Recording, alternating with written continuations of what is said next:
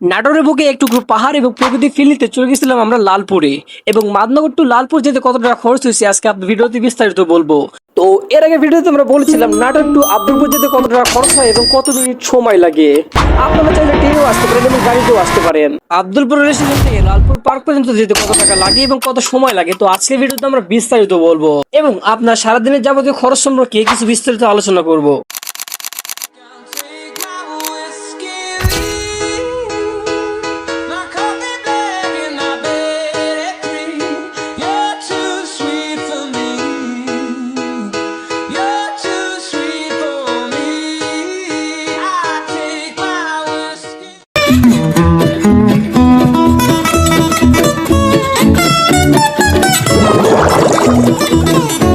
মাদনগর থেকে জনপ্রতি 50 টাকা ভাড়া দিয়ে দুপুর 12টার সময় চলে আসলাম আমরা আব্দুলপুর রেল স্টেশন থেকে জনপ্রতি 30 টাকা ভাড়া দিয়ে চলে আসলাম আমরা লালপুর। আর হ্যাঁ, আব্দুলপুর রেল স্টেশন থেকে গাড়ি ওঠার সময় অবশ্যই দাম দর করে নেবেন ভাড়া, কারণ আমরা 5 টাকা ছাড়ে 25 টাকা করে এসেছিলাম। যেহেতু আমরা বৃষ্টির মৌসুমে গেছিলাম সেহেতু বৃষ্টির কবলে পড়েছিলাম। আপনারা চাইলে বৃষ্টি মৌসুম বাদে খরা মৌসুমে আসতে পারেন, তাইলে বেশি বেশি এনজয় করতে পারবেন। প্রায় 15 মিনিট জার্নি করার পর অবশ্যই চলে আসলাম আমরা লালপুর গ্রিন ভ্যালি পার্কে এসে জনপ্রতি 60 টাকা করে দিয়ে সবাই পার্কে ঢোকার টিকিট নিলাম। পার্কে ঢুকতে দেখি সামনে সুপারম্যান দাঁড়িয়ে আছে। এইগুলো বাদ দিয়ে চলে আসলাম সুন্দর একটা ফুল বাগানে। আমি জানি না কি ফুল এইগুলো, আপনারা জানলে কমেন্ট করেন। এইখান থেকে যদি দেখা হয় একটা আন্টির সাথে, এবং আন্টি ছিল এখানকার কর্মকর্তা, তাই তার কাছ থেকে আমি তার বেতন সম্পর্কে জানতে চাইলাম। সে আমাকে বললো এবং আমি তাকে বললাম যে আপনি কি সন্তুষ্ট? সে বললো অবশ্যই সন্তুষ্ট। তবে গাইস, এটা একটা হবি আমার, আমি যাকে দেখি তাকে তার বেতন জিজ্ঞাসা করি, কারণ তার থেকে বেশি ইনকাম করতে হবে আমাকে। আন্টির কাছে চলে গেলাম আমি ঘুরতে, আর ঘুরতে ঘুরতে একটু পরে বুঝতে পারলাম আমার খুব জোরে হিসু পেয়েছে, তাই হিসু করার জন্য একটা জায়গা খুঁজতে লাগলাম। অবশেষে অনেকক্ষণ খোঁজার পরে হিসু করার জায়গাটি পেলাম এবং হিসু করে আসতেই বন্ধুদেরকে হারাইলাম। তারপরে বুঝতে পারলাম আমি হারিয়ে গিয়েছি।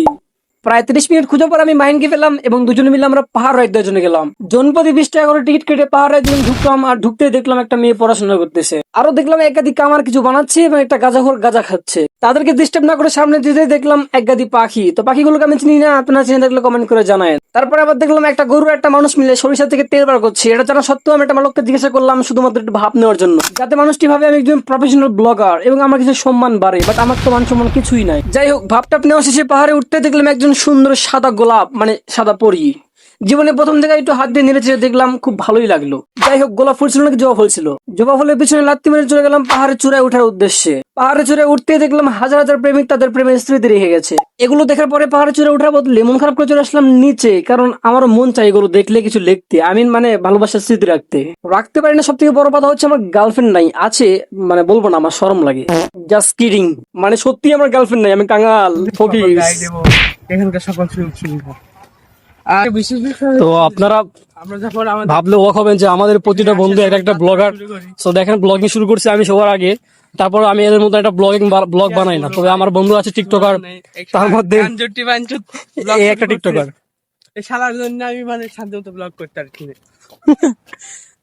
তো যে যার ফোন দিয়ে ভিডিও বানাচ্ছে তাই একজন টিকটকার। সো টিকটকের কাছ থেকে ফোন নিয়ে ব্লগ ভিডিও বানানো খুবই আমার কাছে টাফ ছিল। পাহাড় থেকে নেমে চলে গেলাম শেখ হাসিনার আয়না ঘরে গিয়ে বন্ধুকে তুমুল মারধর করে চলে গেলাম জেলে, মানে জেল না, বের হলাম। বের হয়ে আয়নার সামনে একটু ভাব নিয়ে ছবি তুললাম। তারপরে আর অনেক কটা রাইড দিয়েছি, বাট একটা ভিডিও করি নাই। পার্ক থেকে বের হয়ে হোটেলে গিয়ে কিছু খাওয়া দাওয়া করলাম। বিশ্বাস করেন ভাই, হোটেলে খাবার এত পরিমাণ খারাপ ছিল, তারপরে চোখ বুঝে খেলাম, কারণ টাকা দিয়ে কিনেছিলাম। খাওয়া দাওয়া শেষ করে বাসার জন্য কিছু জিনিস কিনে চলে আসলাম স্টেশনে দাঁড়িয়ে বড় ছিলাম, তাই বন্ধুর ভিডিও করে দেখছিলাম। আর হ্যাঁ গাইস, আমি কিন্তু আমার শার্ট চেঞ্জ করছি, কারণ বৃষ্টির পানিতে পুরোটা ভিজে গেছিল। আর আমি এই গেঞ্জি পরে পুরো ভিডিওটা করছি।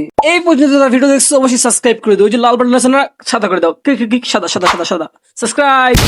6টার সময় ট্রেন আসলো এবং 8টার সময় বাসায় চলে আসলাম। আর হ্যাঁ, কত টাকা খরচ হলো কমেন্ট করে জানাও। খাওয়া দাওয়া বিল ছিল 220 টাকা।